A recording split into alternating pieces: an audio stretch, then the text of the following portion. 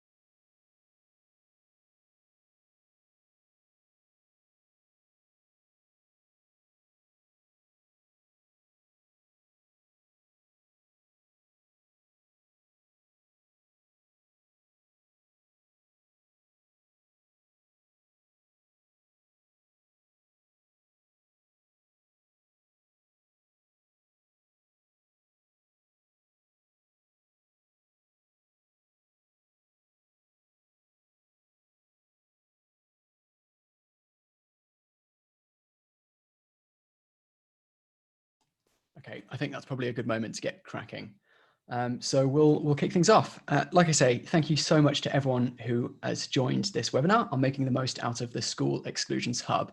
It really is genuinely fantastic and heartening to see so many people sign up for this event because it shows how passionate people are about making sure that families get support that they need when they have a young person or a child facing exclusion from school, that they deserve a fair hearing, and that it very much is in all our interests that they have access to justice.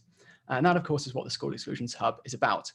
So we're going to start off just with a little bit of housekeeping. I'm sure everyone is very familiar with Zoom so far, and also very bored of people telling them how familiar they are of Zoom now. But there's a few things just to note. The first is that we've got some instructions in the chat. So if you click on the chat, you'll be able to see, you won't be able to post in there, but you'll be able to see some instructions about how to engage with this presentation. If you do want to ask questions, and I highly encourage you to either ask questions or as we're going through, if you want to make your thoughts clear on the resources that we're showing you, or if you've already used the hub and you want to make suggestions about what future content could look like, what improvements could look like, please do put them in the Q&A. At the end of the session, we will have some time for questions and answers, and we'll also obviously go over some of the suggestions in there as well, and talk about how they might be integrated or how plans already exist that might incorporate those suggestions. Second thing is I might ask some questions for some feedback as we go through, simple yes or no questions. If you click on participants, you'll see that there's a raise hand feature. If I ask you to either to say whether you have experienced a certain thing, like used a certain resource, or whether or not you found a certain guide useful, you can just click raise and lower hand, and that gives us a good understanding of how much utility people are getting out of the resources that we're going to be looking at today. And just finally, if you have any problems, any concerns, if your connection drops or you've got any technical issues, then please do email Lily, our events officer. You can reach her at the email address that you'll have received emails from, which is events@justforkidslaw.org. That's events@justforkidslaw.org. That's the address you'll have received like your registration confirmation from. Please do use that if you need to get in touch with Lily. So that's the housekeeping out of the way. Let's crack on with the webinar. So first, we've just got a brief agenda for today. That's in the chat. So please do have a look at that if you want to see which bits pique your interest and when you might want to drop in and drop out. So a really brief introduction to the School Exclusions Hub. I don't want to spend too much time talking about exclusions themselves, because I think that most people who have joined us today are here because they already know this is a really important issue. It's really critical to the people it affects, and they are here because they want to do something practical about it. And today is about going through the resources on the hub and figuring out how we can do that, how we can affect change for individuals and the wider community. But just very briefly about the hub, we launched it in November 2019. And it equips advice and community organizations with the tools and knowledge they need to support young people and children to challenge exclusions from school. Now, the reason we chose to target the hub at organizations rather than individuals, it is specifically directed at advice and community organizations rather than young people and their families, is because we all have to acknowledge that this is a really complicated area. It's a legalistic process. It's not a straightforward process. It's not a simple process. It involves a number of different overlapping areas of law. And actually, it's just not appropriate that this is an area which can have such huge ramifications for young people and comes at a crisis moment for them. And they're expected to deal with this process alone without any support. Whilst there are some great resources out there for children and for families, the point in this resource is to say, actually, no, it's not acceptable that you should have to do this yourself. This isn't an area where DIY law is necessarily appropriate. And for many families, they're going to want some support. And the hub is about trying to increase capacity in the sector to provide that support. So to do that, it provides guides, template documents, and suggested wording documents to guide users through every stage of the process and provide them with the resources that they need to undertake the typical tasks required to challenge an exclusion. It is supported by an advice line at Just for Kids Law. So you can access that either if you have technical issues with the site, and we will troubleshoot those technical issues or get links and pages fixed. Or if you want to troubleshoot legal issues and casework queries, we're there to talk about what the law is and how you might approach any given situation in a case. So about this webinar, very briefly, we're going to go through some of the features on the hub, basically how it works, how to follow through the guides, how it is more than just information, provision of information, how to use the resources on a practical day-to-day basis. To do this, we're going to follow a fictional but typical exclusion case study of Sai. So Sai is a fictional young person, but the facts that you will see are, I'm sure for many of you, will be very, very familiar to you. And for those who are perhaps new to this area, they will become familiar to you, I guarantee it. So we'll have a quick look at the facts of that exclusion. We'll look at where you start at the hub. What is the first thing you'd want to do when accessing that platform, how to get to the right resources, and then using the more complex documents.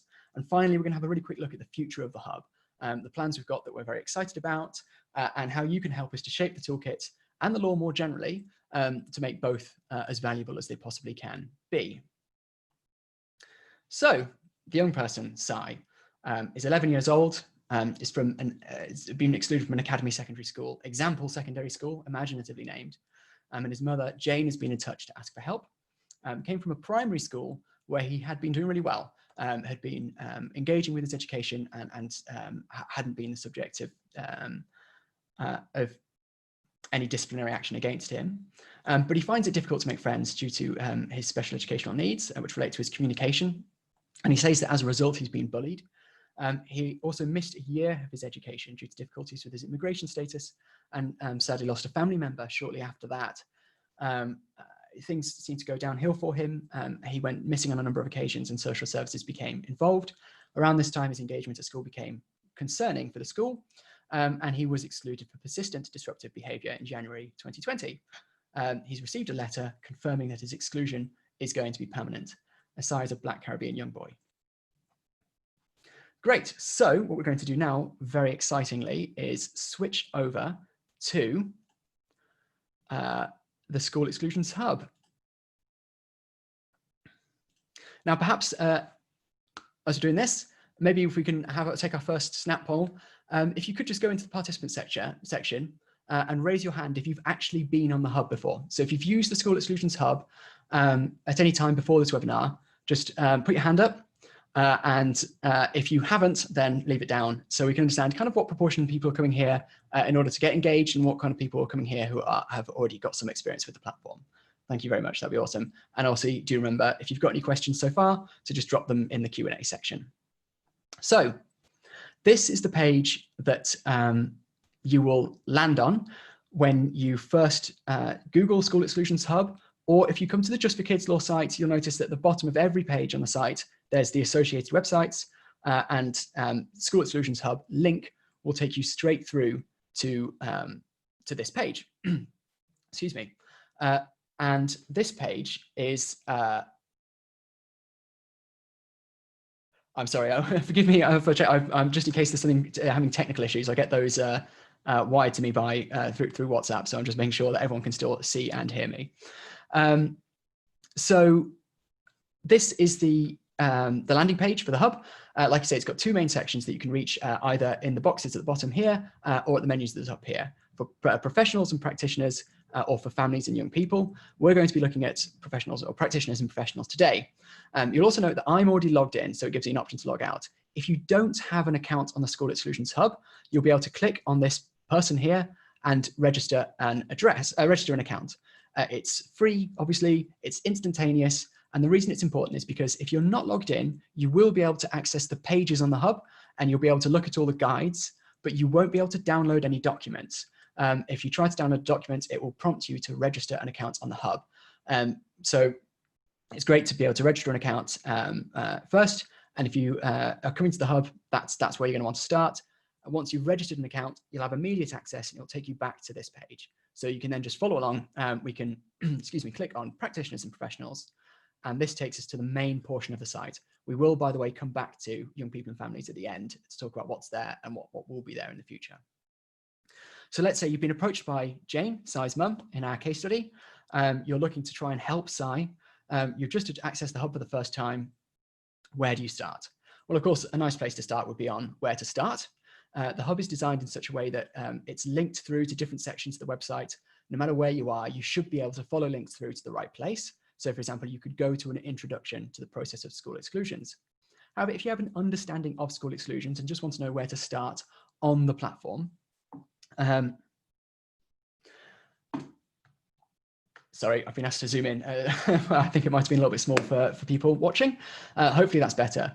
So, so like I was saying, if you are already familiar with the process of school exclusions, you've got an understanding of the basics, but want to know where to start with the platform, then a good thing to do is just to look at these menus on the left-hand side, because there's 4 main stages on the School Exclusion Hub. So each of these menu entries with an arrow pointing right is a stage to the school exclusions process. So we've got after the head teacher's decision to exclude, challenging the exclusion to the governor's hearing, the appeal and reconsideration, and then after an exclusion has been finalized.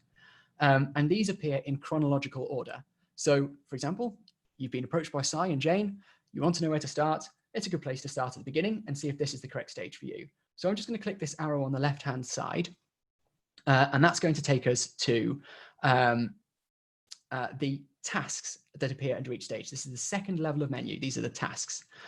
So every stage you'll see is split into these different tasks to make them simple.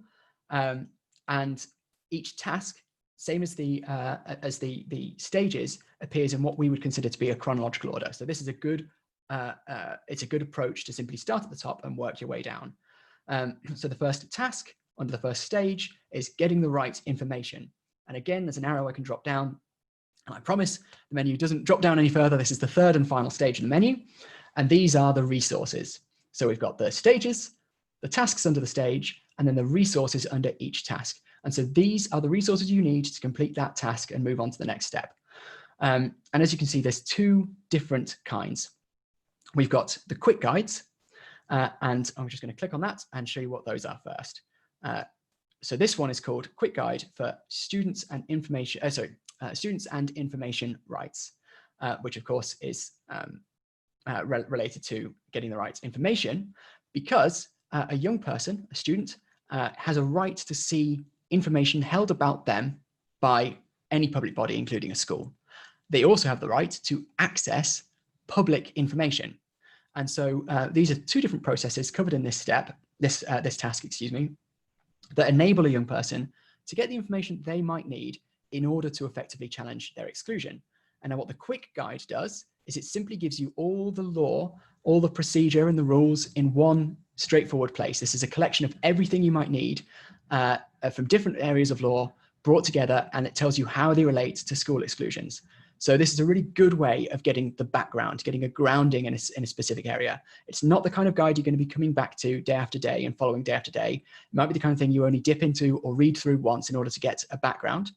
The great thing about them is wherever there's an external resource, you'll see that they're underlined in orange, and that will take you straight through to that external resource. So we've got sections of different legislation here, and that will take you through to those resources.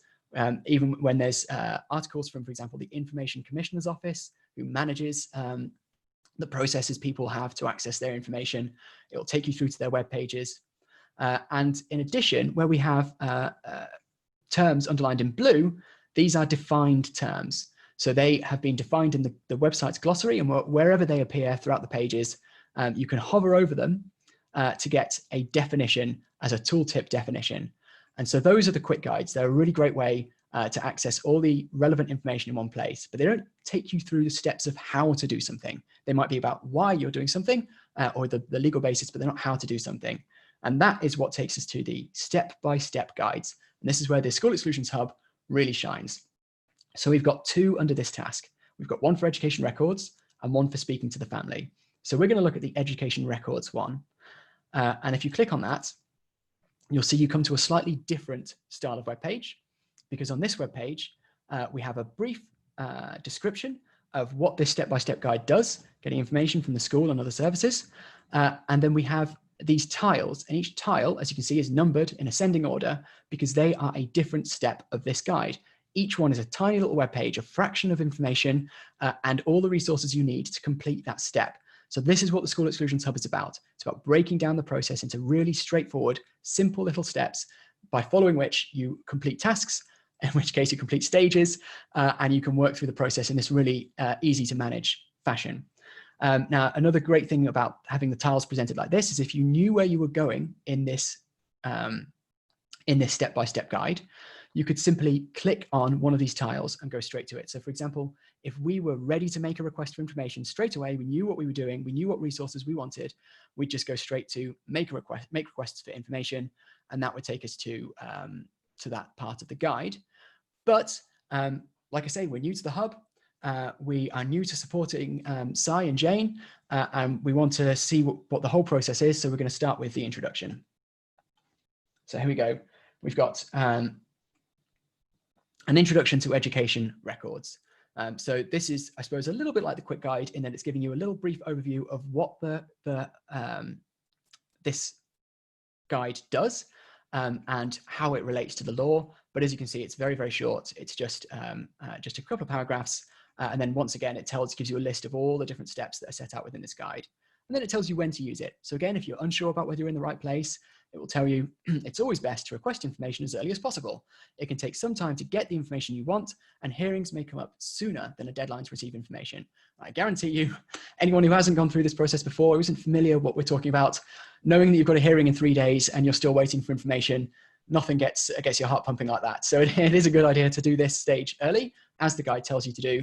And so you're it's a pretty safe bet that if you've just come to the School Exclusions Hub, you're in a good place to start. So we know where we are where we want to be. That's a bit of a tongue twister. So we're just going to click begin and start the guide. And this has taken us straight to step one. You saw the tiles earlier, each with a different number. Obviously they correspond to these steps. And so this is step one in making a request for someone's information. So very briefly, it says that signed declarations allow you to request records on somebody's behalf. These are called forms of authority, and obtaining one is a necessary first step to making a request for personal information. So this all relates to the subject access request procedure, which is the process of obtaining either your own records or, as an advisor, obtaining records on somebody's behalf. So that's what we're going to be doing. And this is the first step in that process. It tells you why it is relevant that data controllers will not release personal information unless you can prove that you have the permission of the data subject. If you're concerned about, you don't know who the data subject is, well, it's an individual about whom information is held by an organization. So in this case, it's going to be Sai. We're looking to get Sai's information. Sai is the data subject. Now, unlike that introductory stage, when we get to the bottom of stage one, we have these bullet points. And wherever you see bullet points at the bottom of a step-by-step guide, it means that the hub is inviting you to download a document in order to complete that stage, to download a resource. So just a reminder, again, if you haven't signed into the hub, you'd be able to access this web page. You'd see all the information you're seeing now. But if you try to click on one of these links, it would just take you to a page that asks you to register an account first. But since we've registered an account, we know we want Sai's personal information. We know we're going to need his authority to do so, or someone's authority to do so. we're going to look at this first bullet point that says to write to the young person or parent with more information about making a subject access request, consider using the suggested wording, providing information on making a subject access request. So this is a suggested wording document. It is the first type of downloadable resource we're going to look at, and it is the most prolific on the site. The most of the downloadable resources are these suggested wording documents. So let's download it and have a look at it. And you're going to have to bear with me just a moment while I switch over the view. Make sure we're zoomed in to a readable place. I'm just switching that over now. There we go. So you've downloaded the resource. This is what you're greeted by. First, an introductory text box. You'll get very familiar with these. All the suggested wording documents have the same introduction. Tells you a little bit about what this one does. So in this case, it is a set of paragraphs for you to use to provide information to the person you're supporting on making a subject access request. And every suggested wording document is in that formula. It is a set of paragraphs that enable you to communicate something, whether that is a legal argument in a set of legal arguments, or more commonly, it's a communication. So it's something you're either going to drop into an email or a letter. So in this case, we're in shutdown. We're not going to be writing to Cy and Jane. By letter, we're going to be emailing them. So I'm going to use this suggested wording to prepare an email to them. So it will also direct you back to the guides in case you've come to this document from a different part of the hub, or in case you've found it lying around on your hard drive, you've downloaded it ages ago and you've forgotten how to use it. You can control and click through back to these guides. It would take you back to the sources of information on how to use this resource. And then it tells you to go through the resource and to fill in the gaps where prompted to do so by clicking on the gray text. Excuse me, by clicking on the gray text and entering the information that's being requested. So as you can see here, we've got name of young person. It's a very simple one. Our young person's name is Cy, so I'm going to complete that. Click off that. And once I've done that, you'll notice that it's been populated throughout the rest of the document. So wherever the hub asks you to enter a piece of information, if possible, it will only ask you to enter it once, and then it will populate it throughout the rest of the document. So it's going to do the same thing for the name of school. Of course, we came from Example Secondary School. I wish I'd thought of something better for that. And once again, it's gone through the document. And so now, like this sentence as it reads, it would now be helpful to request size records held by Example Secondary School. Now you'll see we come to a second box. Now, these appear in quite a few of the suggested wordings because we want them to do as much as we possibly can. And that means they need to cover a range of different circumstances. And in order to do that, sometimes it means that you need to choose the most appropriate paragraph. So wherever you see text highlighted, usually in yellow and blue, it's because it's asking you to make a choice between different paragraphs. So that's what this box says. And it says that the yellow section is most appropriate where the young person you are supporting has already made a subject access request, and the blue section is most appropriate when they have not. Now, obviously, the reason that's important is because if they've made a subject access request, you're just chasing it. You don't want to make a new one and restart the clock. You want to simply chase it up and make sure that they're getting those records in a timely manner. However, we've got nothing to suggest that Cy has made a request or that Jane has made a request. So we're going to be making a new one, which means I'm going to simply delete that yellow paragraph. And I'm going to remove the highlighting from the blue paragraph. And I'm going to delete the text box. And there we go. We've got to that first bit of the letter. And now it's asking us to make that choice again. And this time it's telling us to use the yellow section if the young person is 11 years old or younger, and the blue section if the young person is 12 years old or older. Cy, we know, is 11 years old. The reason this is important is because the law differentiates between young people who have capacity to access their records on their own behalf and those who don't, and they tend to use the age of 12 as a cutoff point for those who can request records in their own name. We know Cy is 11 years old, so we want to keep that yellow paragraph. So we're going to delete the blue paragraph. And then you see there's a bit of unhighlighted text at the bottom here. You always keep unhighlighted text, removing that highlighting, deleting that text box.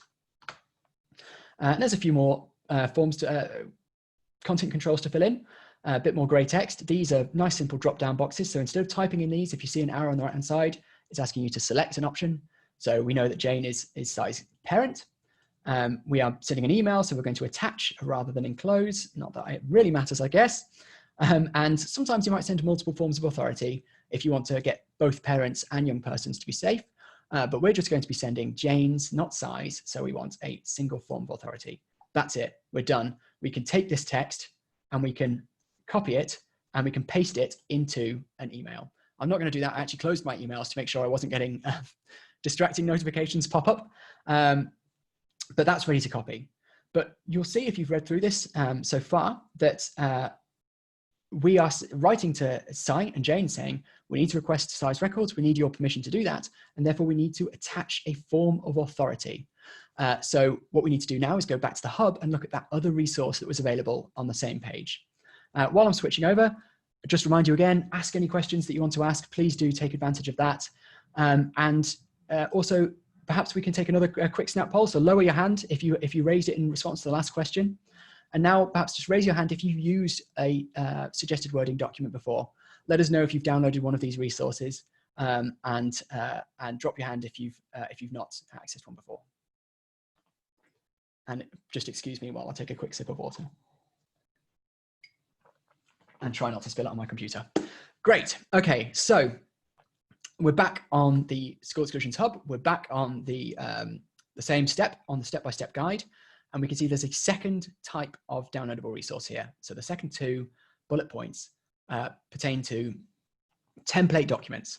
Our template documents are very similar to suggested wording documents, except that they are a complete document. They're not just a couple of paragraphs that you copy and paste. They're a complete document. So in this case, we've got two options. We can either provide, here on the second bullet point, to provide the young person with an authority to give you permission to request records on their behalf, as in the young person's behalf. Consider using the template document form of authority for the young person. If it's for the parent, then we want to use the template document form of authority parent. As we just completed the email saying we're going to be requesting Jane's authority, we're going to download this template form of authority for parent. And then you're going to have to bear with me once again when we switch back into a Word document.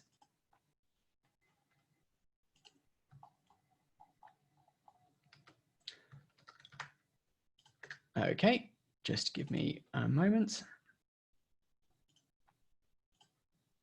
Here we go. So as you can see, we've got no box of information at the top because it's not telling you to copy and paste anything. All we've got is a complete form of authority document and a couple of details to fill. Maybe it seems like there's a lot of details, but just like with the other documents, it's going to auto-populate. So I give my permission for your name or your organization's name. So obviously you need to specify who it is that has permission to request documents on Si and Jane's behalf. Now in this case, I work for Just for Kids Law. So I'm going to populate that, and it's gone through and auto-populated it in the rest. And I give permission for Just for Kids Law to have access to all of my sons or daughters' records. So we're going to put sons for Si, and once again, it's going to populate, and that's done. 2 entries, and the whole document is completed.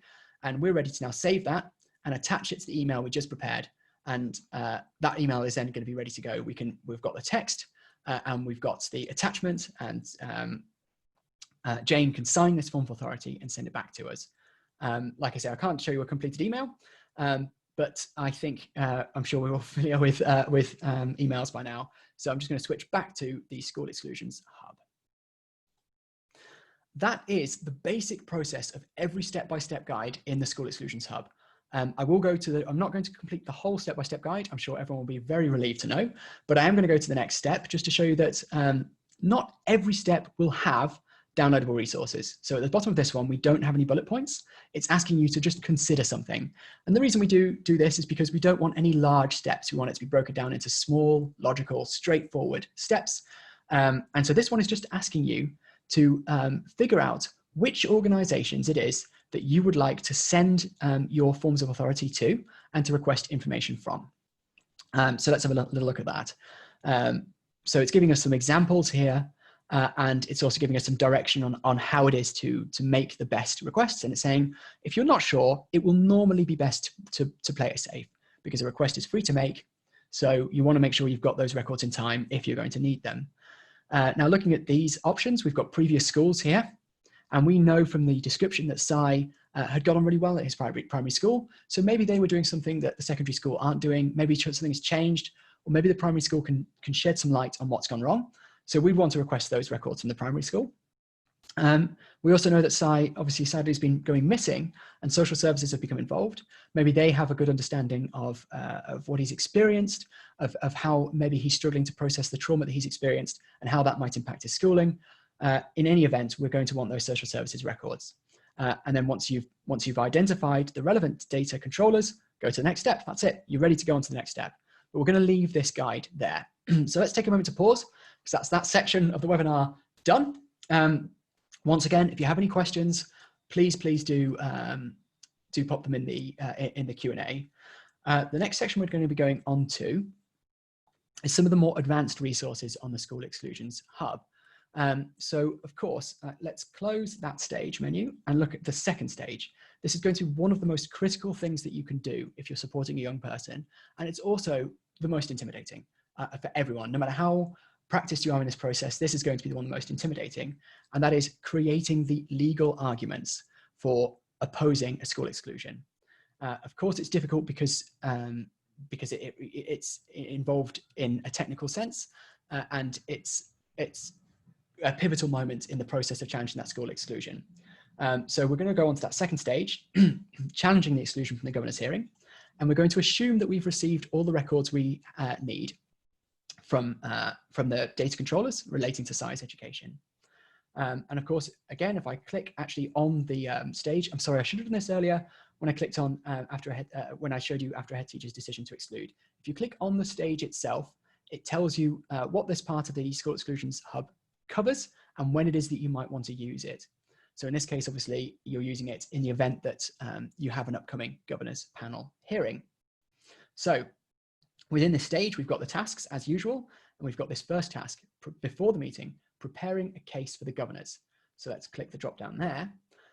And again, just like before, we try to keep it consistent throughout the platform to make sure that it's really intuitive and user-friendly.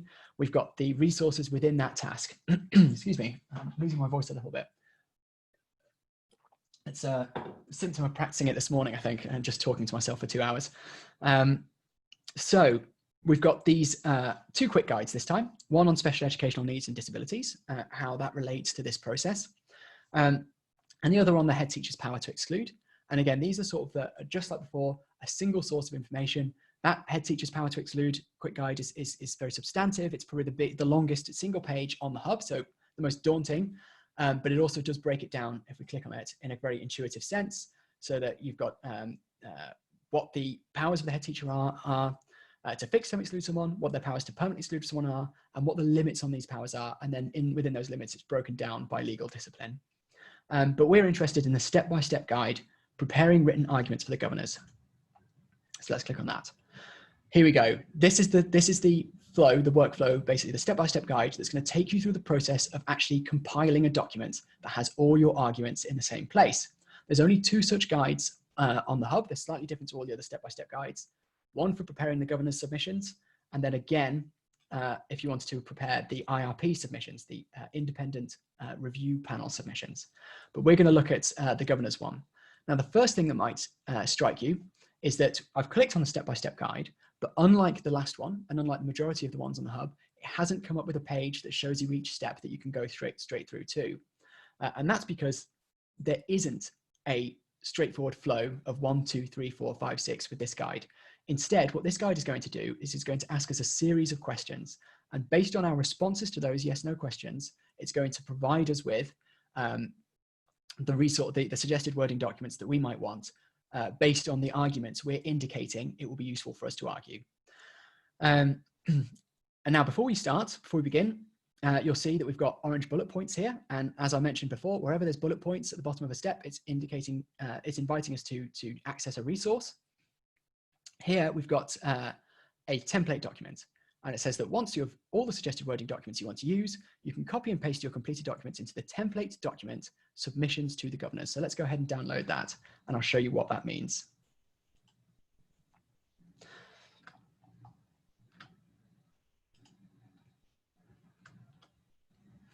Okay, bear with me while I switch over.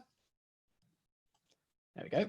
So just as before, it's a document. It's asking you to complete some details. We're not going to do that. I've actually, was it Art Attack in the 90s that had like one I made earlier or whatever? it's that. I've completed one, so you don't have to sit and watch me do it. This is an optional document. What it is it's just a nice, neat, convenient way to collect up all the legal arguments you're going to be gathering through the step-by-step guide, putting them into a single place, and having them presented in a way that's nice and neat and that's going to be easy to follow for the governors. Like I say, it's optional. If you wanted to, you could just use these suggested wording documents to write a letter, or to put them in a submissions document of your own choosing, your own design. But this is the one that we're going to be using. So let's switch back to the hub and let's begin this step-by-step guide. So each step on the step-by-step guide for creating arguments is simply a question. The heading is a question. Does the young person have special educational needs and disabilities? It then gives you a little bit of information, just a short amount, that tells you why it is that might be why it is that might be relevant to the matter, why the question is important.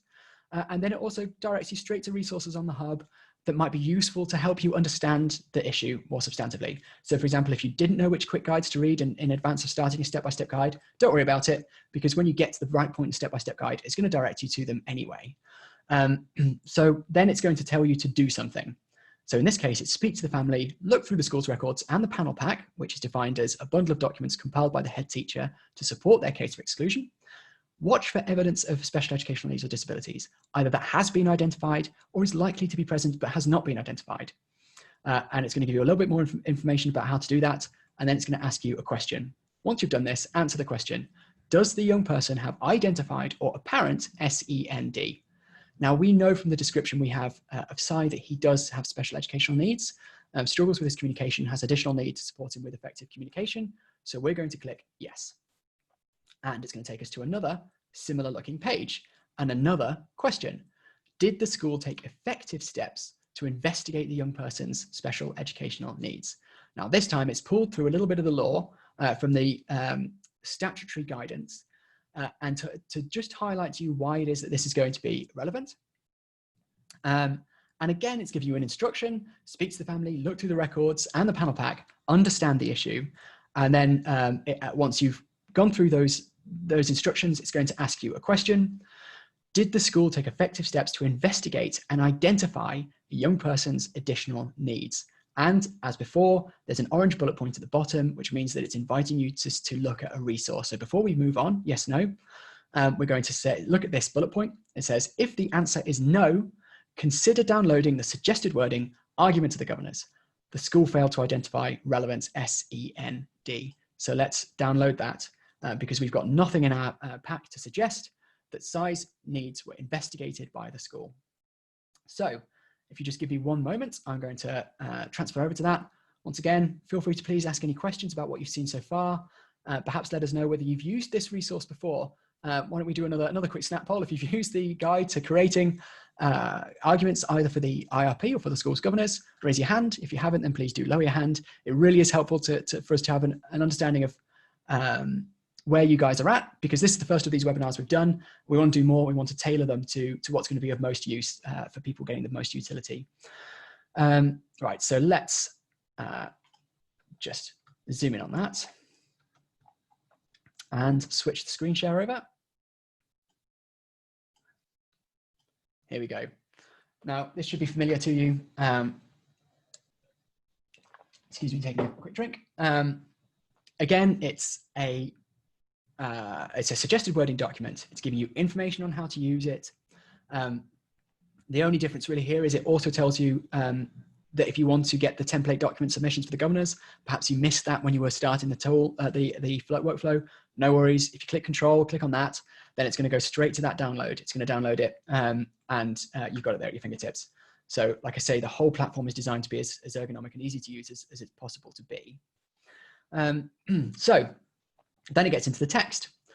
There's no amends to make for a little bit because all it is setting out the relevant law. It's pulling through the relevant law from the guidance here. And it's also pulling through the relevant law from the SEND Code of Practice. So wherever that law comes from, it's just keeping them together in a concise way, in a convenient place, so you don't have to do that work.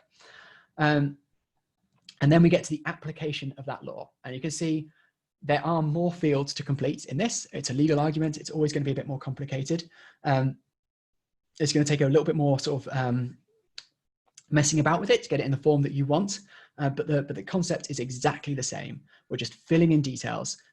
So for example, it's telling us to quote part of the school file that evidences the relevant SEND. Obviously, we'll know that we think there's relevant SEND because we downloaded this resource. So you hopefully will have a quote. And if you've got a quote from the file, you literally just fill it in there. Now, rather than you sitting here and watching me fill this in, we are actually just going to switch over to one I made earlier. I was very excited to say that. So let's share that, zoom right in. So this is exactly the same bit of text. This is what we were just looking at, except I've just filled it in with size details. So you can see there's some longer, that's one instruction there. So I've filled in some larger details there. But like I say, conceptually, this is exactly the same process as with all the other suggested wording documents. Now, once you've completed this, what you're going to want to do is gather it all together in your template document, submissions to the governors, that I showed you earlier.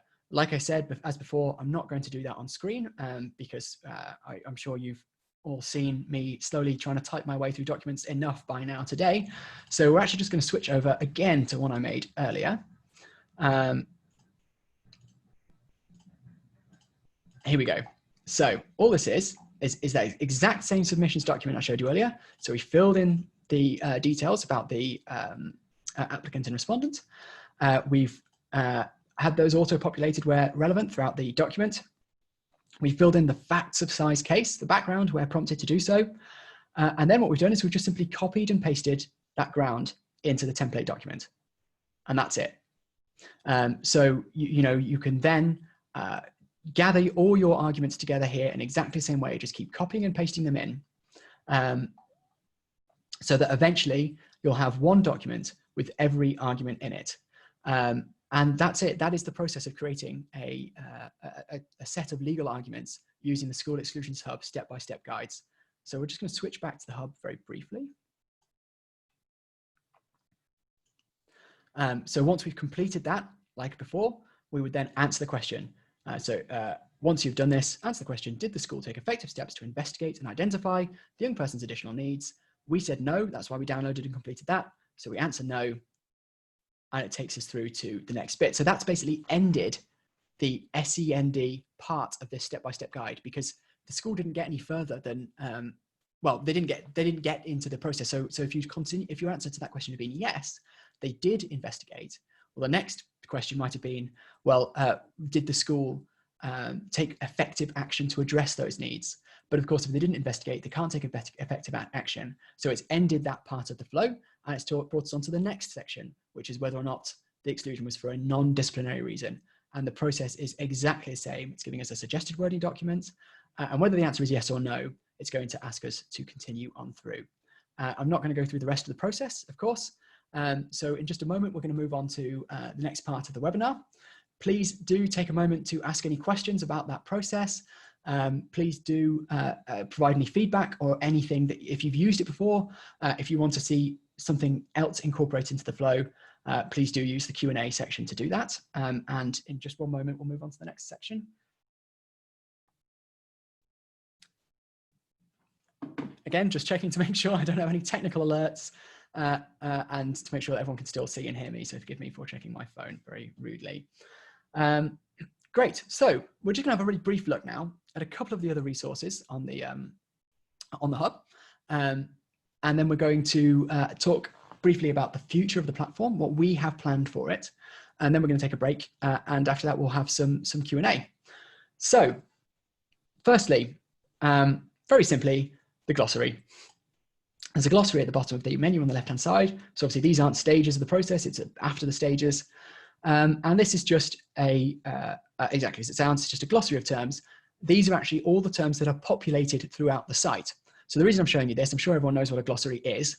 So the reason I'm showing you is because if a term is underlined blue and produces a tooltip, that's because it appears in this list, and this is the definition that will appear on that tooltip.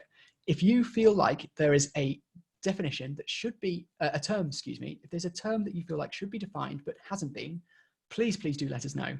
and we will add it to the glossary, and we'll add a definition. We want to make it as user-friendly as possible, as easy to access as possible. And so we will continue to expand this glossary as we go on. Let us know if you think a term needs to be defined, but it has not yet been defined as you're reading through the platform. Secondly, we have this resource library. So the resource library is exactly as it sounds. It is every page and every downloadable resource on the hub. So of course, what we've been doing so far is approaching this as if we didn't know where we were going already. With addressing Cy and Jane's exclusion, we've been coming to this for the first time and looking at how we can easily find out where we're supposed to be on the hub. But what if you already know? What if you've been doing this for years and you know which resource you want? Well, you can find them all here. So we've got different types: quick guides, step-by-step guides, template documents, suggested wording documents, and external resources. So for example, if we go to suggested wording documents, we can see there's an absolute pile of them, including all the arguments and then all the correspondence. We can see here is somewhere around here. Here we go. Providing information to the family on making a subject access request. That's the document we downloaded earlier. So if we click on that, it's obviously just going to download that document from here. So the easiest way of using this resource, if you know what you want, is simply using the Control F find function on your browser and searching for key terms, finding the document that is you're after, and there you're away. And at the bottom here, we have these key external resources as well. That is, in a nutshell, it's the best I can do to summarize the School Exclusions Hub in an hour. So let's go back to the main body of the School Exclusions Hub. And let's start to talk about what we want to do from here. So I'm going to address two kind of stages of the plan. We've got our immediate term plan and our longer term plan.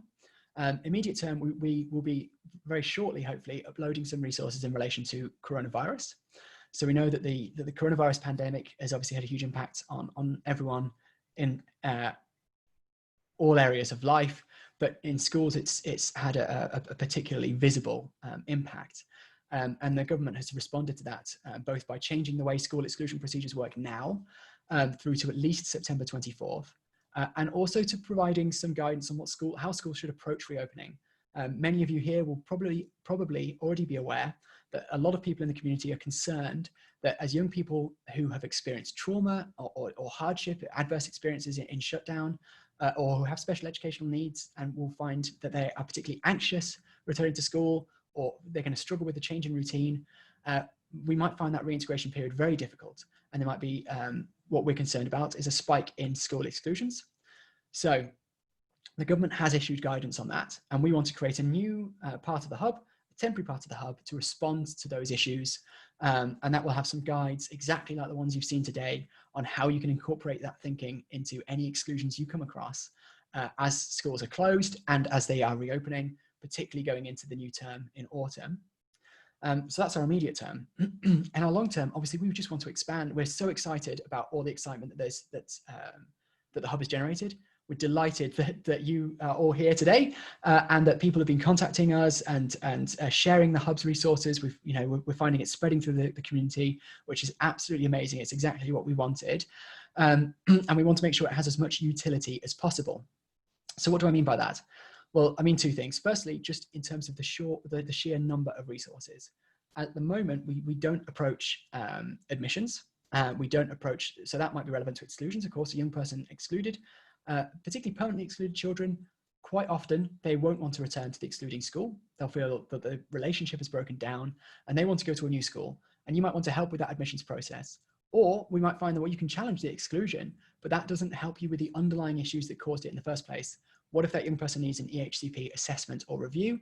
Again, that's something we really want to incorporate because it's so important that we look at young people in a holistic way. And we don't simply try to address the issue in front of us and ignore what might be causing a breakdown in the relationship between student and school. So that's some of what we want to do in terms of expanding content. And then we also want to look at, as I said earlier, this young people and families side. Now, at the moment, it's actually a bit of a depressing side of the site. I will not lie, because at the moment, all it is it's about directing families to which organisations can support them in their area.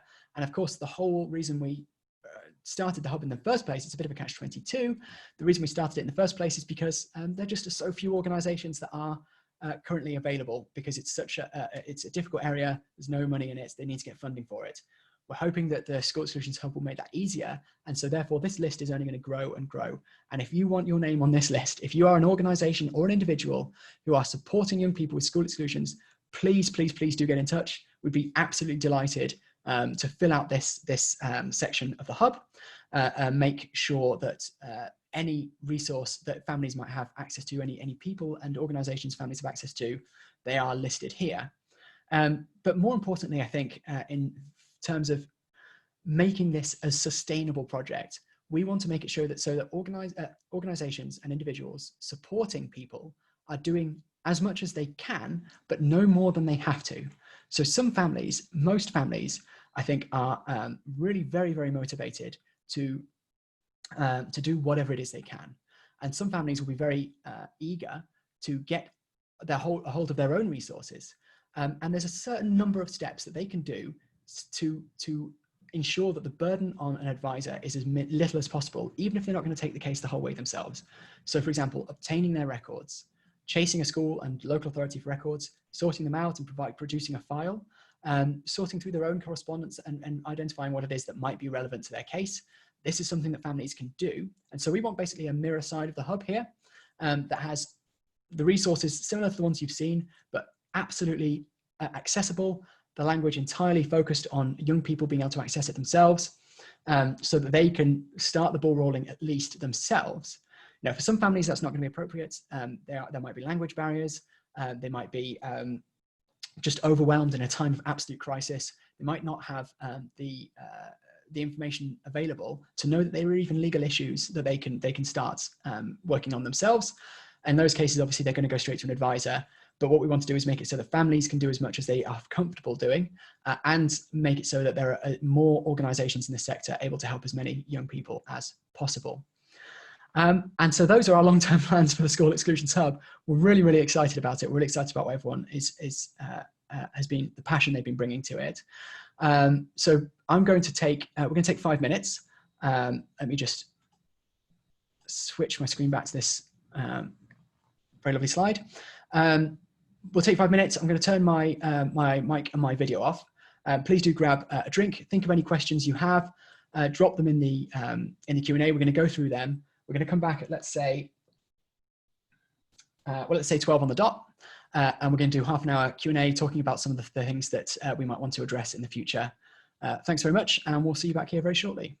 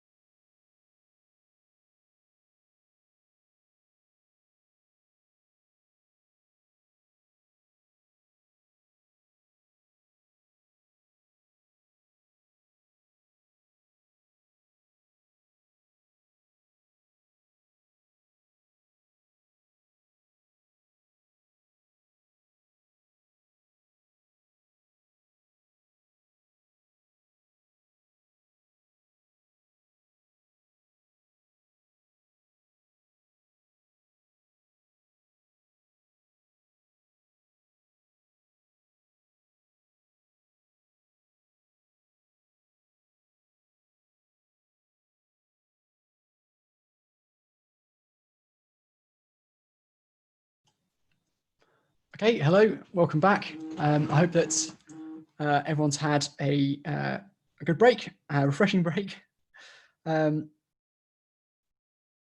Great. Sorry, I am just checking, I say my technical notes. There's a couple of things actually that I do want to quickly mention before we get to the Q&A, very, very brief.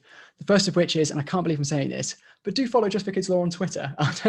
I know plugging social media seems like something that I was just one generation too late for, but obviously when we post updates to the hub, we usually post it with a blog about what you can find, what's new, and those will be tweeted out on the Just for Kids Law Twitter. So just search Just for Kids Law or on a Facebook page, of course, as well. The second thing is, and more importantly, is we have a participation project at Just for Kids Law. The participation project is all about getting young people's voices front and center in the strategic work that we do. So we don't just try to support young people on an individualized basis. We also try to affect systemic change through both strategic legal work and also through our policy influencing work. And we can only do that if young people are telling us what it is that they want to see changed. So the participation project is an amazing way for young people who, as they so often are, have been excluded, but are really motivated to improve access to justice and improve the situation for young people in a similar position. Do get in touch with the organisation and we'll see how we can move forward with that. Great, so let's get on to some questions. So in terms of, there's a few I can see that are about the technical process of exclusion, so that they're basically caseworking questions. Perhaps what I'll do there is flag where the I will answer where I can, but I'll also just flag where the resources are, so that we're keeping it related to the operation of the hub itself. So we've got a question, is there a time limit for challenging exclusions, both temporary and permanent? Well, basically, yes and no. Yes, there is, basically. The reason I say no is because for certain exclusions, such as a permanent exclusion, a governor's review at least is not optional. It will occur whether or not the families attend. And that is the same for a fixed term exclusion of more than 15 school days. But of course, other forms of challenge, such as a tribunal, if you feel like you've been discriminated against on the basis of disability, or a county court, if you feel like you've been discriminated against on any other basis, do have a 6-month time limit. And if you wanted to appeal a governor's decision to uphold an exclusion, you have 15 school days normally in which to do that, although you have 25 school days at the moment in relation to coronavirus regulations. Great, so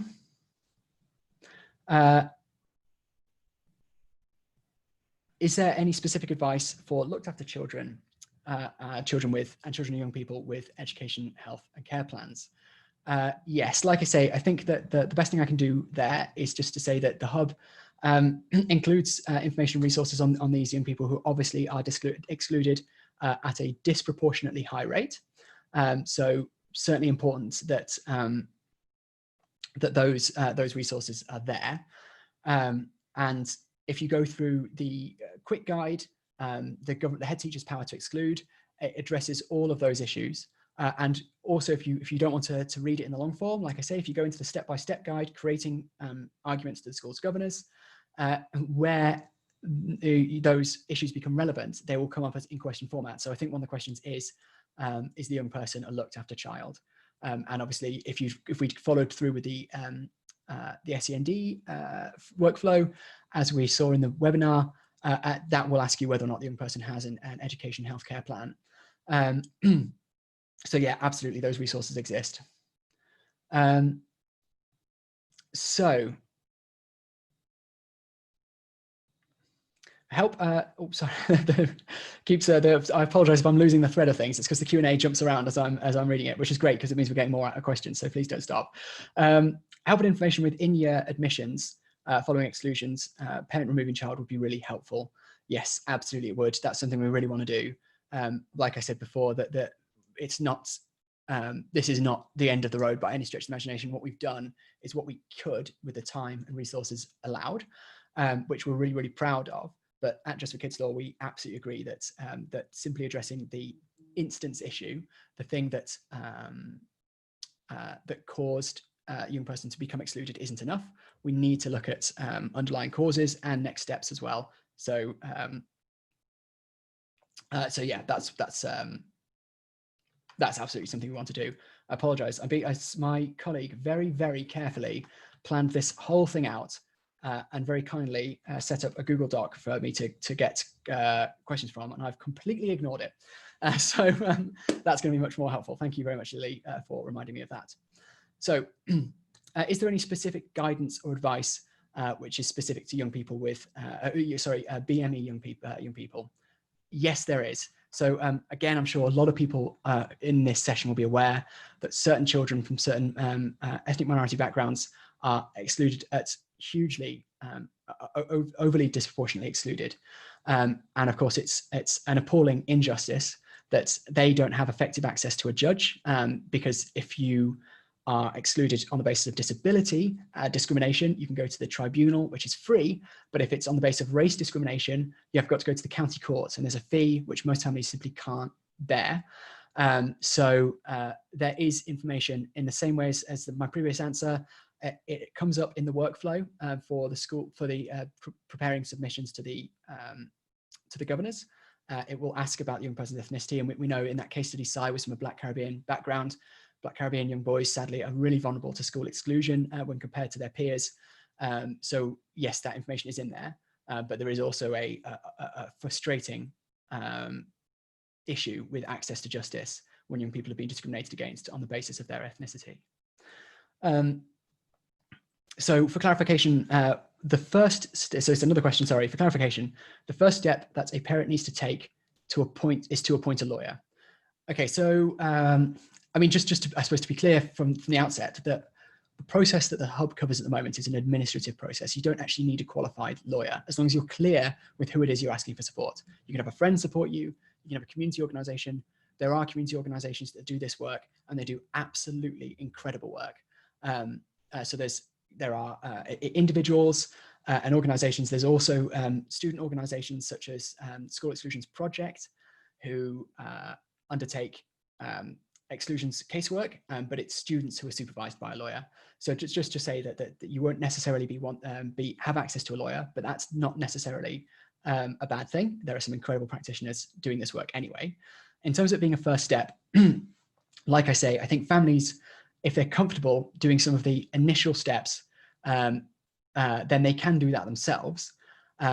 But obviously, the sooner you can get in touch with a lawyer, the better. Even if you agree that you're going or an advisor, sorry, even if you agree that you're going to obtain your own records, because it means that the advisor has got a watchful eye over where you are and is going to make sure you're not going to miss any deadlines. So I think short answer, yes. If you've got access to someone who can help, get in touch when you can. So next question is, sorry, we've actually addressed that because I messed around and went from the Q&A to the Word doc. I've already covered that one. So does a parent need their child's permission to request a pupil file if the child is 12 or over? So the law in Scotland is actually really nice and straightforward. And there's a 12 cutoff. And if your child is 12 or older, they have access to their own information. Straightforward. And you'll be able to get their formal authority. In the UK, in England and Wales, we don't have such a hardline cutoff, but the Information Commissioner, who is the regulator of information rights, says that basically, look, we're going to assume that the Scottish position is correct. And so if they're 12 or over, and if you are asking a parent for their authority, I think it's good practice to ask the young person as well. If they're considered to have the right to their information, you should be asking them. And usually what I'll do in those circumstances is I'll get both. I'll get the parent's authority and the young person's authority, because then no one can kick up a fuss. They can't argue that I should have the other person's and slow the process down. So another SAR question. I think what I might do is just say, I think all of these questions about subject access, they are answered on the hub. So rather than going through all of them now, because we've got slightly limited time, I'll come back to them at the end if we have time. Otherwise, I'll direct you to the information on the School Exclusions Hub. Go into students and education rights. Go into that quick guide. You'll see everything there is to know about the process of obtaining a school file. If there's any questions left over after that, then please do get in touch. Absolutely delighted to hear from anyone. And of course, any question that the hub hasn't answered means it's something that we've missed, and it means we can improve the platform going forwards. Is there a list of organizations that support children and young people with exclusions nationwide or in specific areas? As I said, in relation to that, the children and young persons side of the site, that's what we want to create, is a list of national organizations. Frankly, we just find it really, there are very, very few, there are some, but there are few. And sometimes they're not well known nationally. It's something that's kind of known in local circles, and it's hard for Just for Kids Law to find them. So we do try, but we are also slightly dependent in organizations and people coming to us to update that list. But keep an eye on that list on the for young people and families side of the site. We'll try and keep it updated the best we possibly can. Is it possible to see all the questions relevant to the legal submissions flowcharts beforehand, so that when looking at the documents and speaking to the child's parents, you know what you're looking for? That's an excellent question. That's an excellent question. And the answer actually is no. There's nowhere that all the questions are simply set out in a single place. What we do have, when you saw that there was a step-by-step guide speaking to the family, and if you go in there, there is a template document. It's one of the resources that it guides you through asking the questions that you might want to ask of the family, and it tries to incorporate all the things that you might want to know to produce as legal arguments. So there is a solution there. You can download that template document on speaking to the family, use that to try and record the information and ask the right questions. However, I take the point that's actually a really good idea. So, having a page where you can see all the questions in a single place. And I think that we might want to look into introducing something like that. So thank you very much. So next question. The School Exclusions Hub covers the governors stage and the independent review panel stage. Are there plans to provide guides and templates for claims against for disability discrimination at the first tier tribunal? Yes, there are. We have to be more careful in the way that we approach those, because the tribunal is not an administrative hearing like the governors in the IRP. So there's some regulatory concerns, and we need to think about how we ensure that no one is ever put at risk by taking the advice of the School Exclusions Hub in terms of, like, for example, prejudicing any future claims that they might have. That being said, we want to be, this exists to give people the best service they possibly can. So we don't want to shy away from something just because it's difficult. And yes, we do want to include some information on the first tier tribunal. Like I say, I suggest following the old Just for Kids Law on Twitter, and you will see updates as they come in. And if you have specific thinking around it, do feel free to get in touch. And if you call the helpline, we'll be able to touch with tribunal issues straight away. It's just, like I say, it will be limited one-off advice. Okay, another question, another really good question actually. How do you qualify to be on the young people and families section of the hub? Yeah, that's a great question. We don't have a vetting process, but we do want to make sure that that families have the information they need to make relevant choices about whether or not they want to approach someone. So what we'd ask is, if you want to be included, that's fantastic. Just give us an idea of the service that you offer, about the way that you've been operating in the past, perhaps, and the way that you want to support people in the future. So whether you're limited to single advice or limited to simply going along to panels to support people, or whether you want to provide a full range of support. And then a little bit about your experience in this area. Like I say, if you haven't got experience, that's fine. We're not vetting people. We just need to make sure that the people that follow those links through know enough information to make an informed choice. So if you want to be listed in that section, please do get in touch. That'd be amazing. The whole point in this project is to increase the number of people doing this kind of work. And so do get in touch, and let's create a community around it. Let's make sure that young people are able to hold their schools to account. I should have said this earlier, it's just a little bit of off the cuff rhetoric, but families really are the best way we possibly improve practice. They are the best way of providing accountability, and if they're empowered to do so, that's something we want to strive towards in all possible circumstances. Great. So you mentioned the helpline. Just to confirm, that would be available to us advisors if we have a family we are helping. Thanks. Yes, absolutely. Very quickly. Yes. It's actually, that's who it's designed for. If families call up, generally we have to ask them to go through the process of referring themselves to the organization. We've got a specific referral process. If people have got one-off queries, we're not going to turn them away. We're going to help them, but actually it's aimed at practitioners. So please do get in touch with the helpline. The next question is, what if school governors have not yet tried to meet for permanent exclusion held in February, March? If I take the meaning of the question, i.e. so you had an exclusion before schools went into shutdown and you're still waiting on a governor's hearing. If that is correct, then like I say, you should have had a hearing.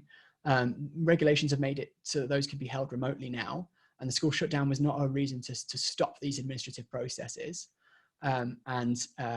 I would just follow the advice on the hub. All of the deadlines are set out in the hub, that on the Head Teacher's Power to Exclude quick guide. You'll be able to find out when a hearing should have taken place.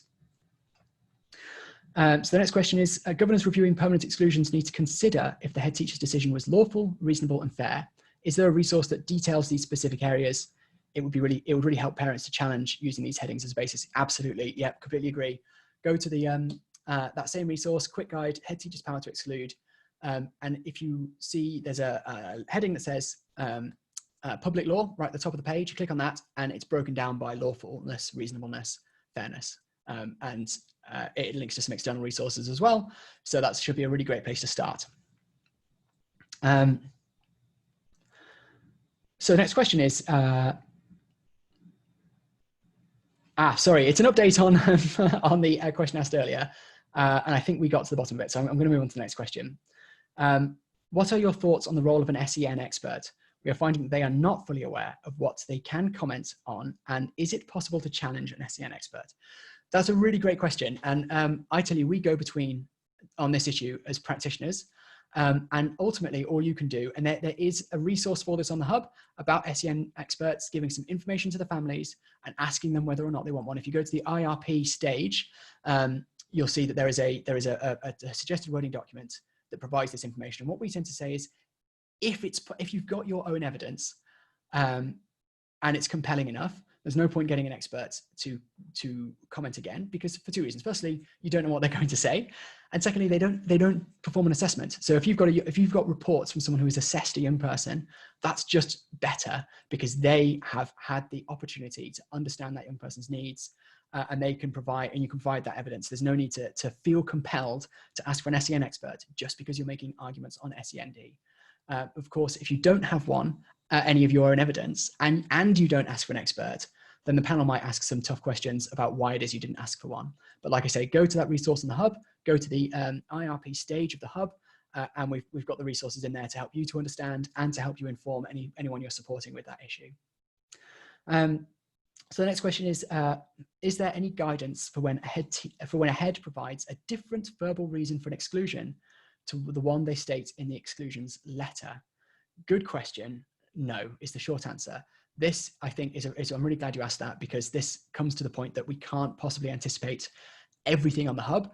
And so when you send us things like this, we're going to reflect on whether or not they are currently, whether we have resources on the hub to address a specific circumstance, and whether it's worthwhile adding that resource in.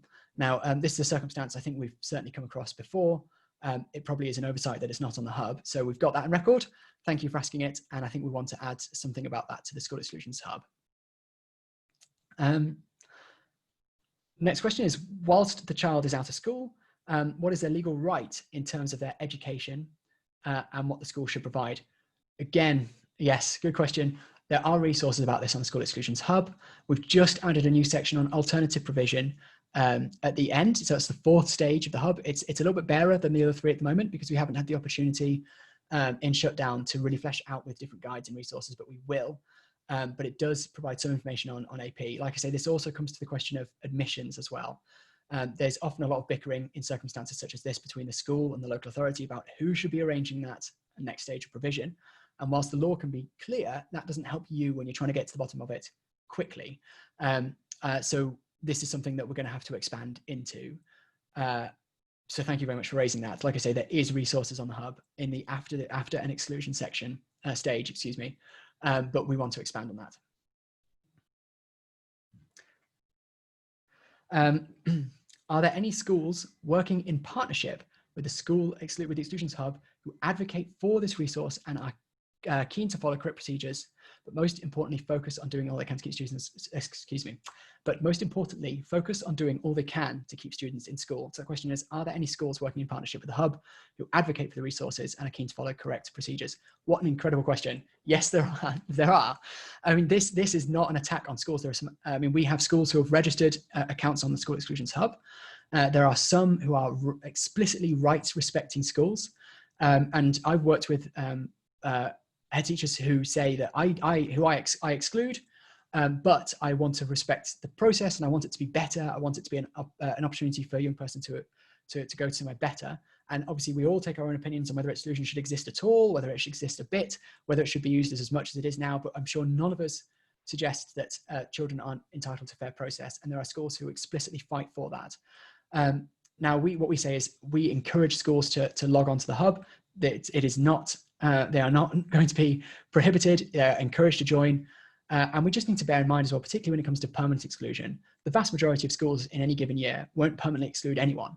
And yet some will exclude some into double digits in any year. And that shows that the problem in some schools is ideological. I think it's about culture in the school. And so those are the schools that obviously we're never really going to work with. And we want to be look very critically at every exclusion they undertake to make sure that it is fair and proportionate.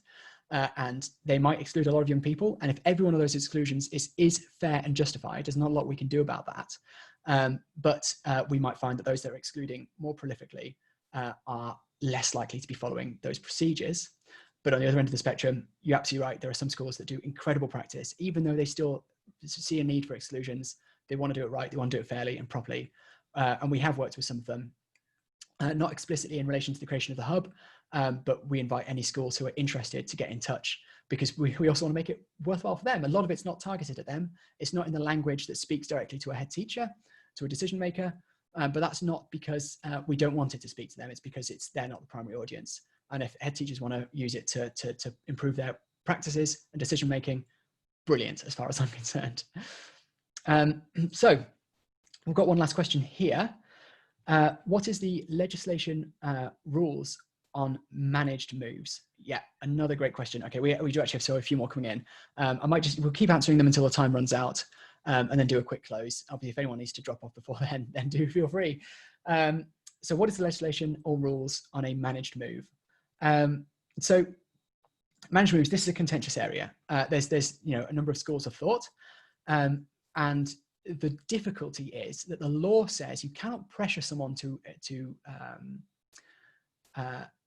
accept a managed move by threatening a permanent exclusion or at all. It has to be a voluntary process. And that is absolutely correct. It is not lawful for a school to pressure a family into accepting a managed move. The problem is, it's all very well and good writing that down, but the process of challenging school exclusions is flawed. It's flawed because the governors are partial. They're in a really difficult position. You're asking them to go against the head teacher they appointed, and the independent review panels don't have binding powers. So it's a difficult process. And sometimes you might find that you're saying to a family, look, based on what you've told me you don't want to return to the school, you've told me you don't want a permanent exclusion, you've told me you want to move on. And therefore, whilst you shouldn't feel pressure to accept a managed move, actually in the circumstances, maybe that's the right thing to do. Now, of course, at Just for Kids and on the Hub, we are very, very explicit. We never, ever advise a family to do anything in relation to education. We never say what is right or wrong for a child, for a young person, or for a family, because that is not our place. We are not teachers and we are not educators. We don't know. We're lawyers. So all we can say is what the law says their rights are, and then what they might want to do based on what their priorities are in the law. So yes, there are rules on managed moves. They are quite ineffective. The government has made some commitment to introducing specific guidance on managed moves, which is great because they currently only exist in the exclusions guidance, which is unsatisfactory. And we do want more rules on managed moves. And this is actually a really amazing opportunity to talk a little bit about how the Hub can be a community to make positive change. Talk to us. Like I say, we want to build a dialogue with the users of the Hub, both to make sure it's working for you, but also to make sure that we're affecting change. That when you talk to the DFE or any policymakers, what they want is stories. They want stories of how the process isn't working to make change based on those stories. It's more powerful than any rhetorical argument that you can make or any technical argument that you can make. So if you have young people who want to make change or families that want to make change, and even if they just want to share an anonymized story, or if you're seeing patterns that are occurring in the work that you're doing, talk to us. And so this is a really good opportunity to talk about that because, like I say, this management guidance is coming up. The DfE will hopefully consult on that, and we can be a really powerful voice together as the advocates who are seeing these cases day in, day out, seeing how management moves don't work. And I'd encourage you to get involved on that. A very, very long-winded answer to a very simple question, so I apologize for that. Do you have resources for governors? I'm just going to answer that in exactly the same way as I did for head teachers. It's not explicitly aimed at governors. It's aimed primarily at organizations, community organizations and advisors, and at families and young people. But we are delighted to have governors on board. Like I say, some governors, they're in a really tough position, really, really tough, and we respect that they're put in an impossible position by this process. That's why the Governors Association said that it's not appropriate that governors be arbiters in exclusions. They're not their role. They are meant to have strategic oversight of the school, and not to basically take the place of a judge or an appeal panel. However, most governors want to get it right, if they possibly can, notwithstanding that pressure. And so, yeah, if governors want to use the resources, absolutely. We do have governors registered at the moment. If they want to call up and have a chat about what they're doing. I mean, sometimes we have exclusions where the governors decide against us for some reasons, but will then call us afterwards and say, look, you did identify flaws in the decision-making and we want to make sure it's right for the future. And we want to make sure that we're working with governors to do that. So yeah, absolutely get in touch. Okay, I've been told, I think we do want to draw it to a close in a moment. I'm going to just have a quick look, make sure we've covered all the really important questions.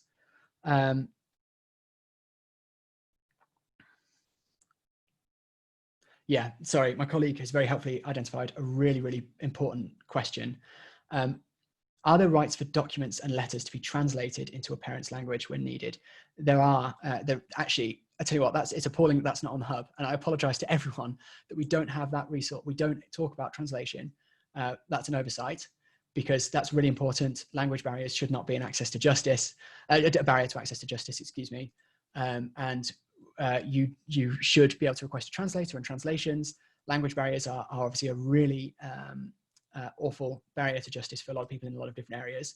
So we will make that a priority to make sure that the hub has a resource to ensure that you can request translation with a downloadable resource, and that it's very, very clear in all the step-by-step guides where translators might be appropriate, where you might have a right to them. So thank you so much for raising that, whoever it was that raised that. That's really important. I'm just having a look at the last few, apologies.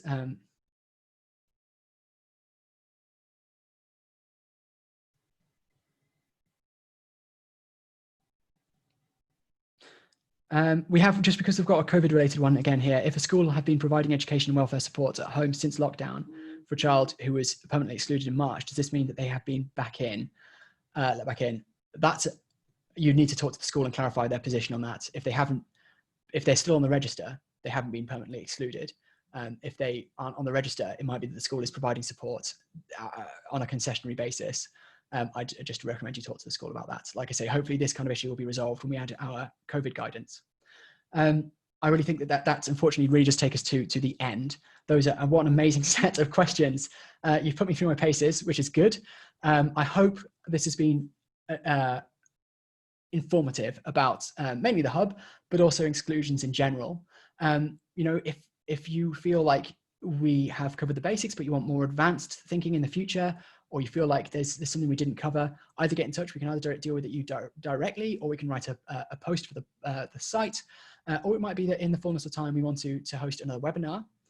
Just to mention as well that we will be distributing video of the webinar. Okay, actually, yeah, so do watch out for that. I'm sorry, I've actually just been informed by my colleague that they're just not taking any more questions. So if you do want to leave, I say we add till 12:30 on the agenda. So if you want to leave, do feel free. But I will go through the rest of the questions. We'll see if there's any others we can answer now and then close it off. But like I say, if you're leaving us now,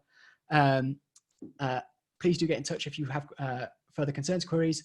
Please do get in touch if you want to be added to the list of people providing a service to young people, or if you want to know about how you might access the hub for the first time and start to do that. Please do get in touch with us.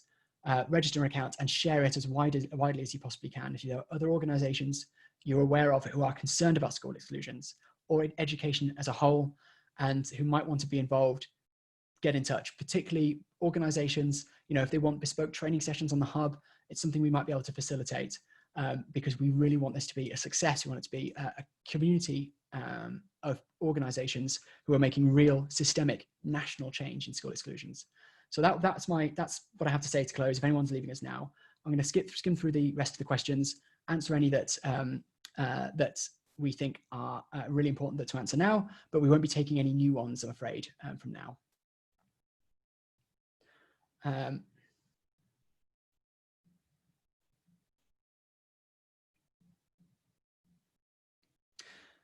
Sorry, we've got a question here. Is the guidance, the exclusions guidance, for fixed term exclusion and permanent exclusion, or just for permanent exclusion? It is for both. And of course, the hub covers both as well. You'll find it more difficult to access justice in a fixed term exclusion sense because the claims often become academic. If you've been excluded for 10 days, you have a right to request a governance panel. It's not automatic, but you can request one. But by the time they meet, the chances are that exclusion will have come and gone. So whether or not the governors reinstate will be quite academic, I'm afraid. Another question, if a school have been providing education and welfare support at home since lockdown for childhood, oh, sorry, I think we've answered that, haven't we? We have answered that, excuse me, forgive me for getting confused. So we've got a new one here. As part of the parents' case during the governing body meeting, can the parents include statements from professionals such as an education healthcare case officer and other workers as to why they believe the permanent exclusion will have more of a negative impact on the pupil than the effect it will have on the pupils at the school if they're not reinstated? Absolutely, yeah, absolutely. There is a workflow on the hub. There's a guide about obtaining that kind of, if you follow that, obtaining information through. So it covers FOI, freedom of information, and it covers subject access request. But if you follow it through, we'll also talk about getting statements from practitioners, and it will actually give you a template document for formatting that statement in a way that's productive and useful. And it gives you a little bit of guidance as to what questions to ask them and how to fill it in. You don't need to use the template. If you have an advisor, a professional who's provided a report, you can just submit the report. If they've written a letter to the panel, often that's great, writing a letter directed to the panel. But if you want to use the template, it's there. I'm actually, sorry, excuse me, I'm very pleased that some of these questions, or quite a few of these questions, we're able to simply direct you straight to the hub. It means that we've caught quite a few of them. Okay, I think that's actually the last of the questions that I've got in here that I think is really important to answer now. So we are going to leave it there. So thank you once again for everyone for joining us. It's been absolutely fantastic to have you all here. And like I say, please do get in touch. Thank you very much.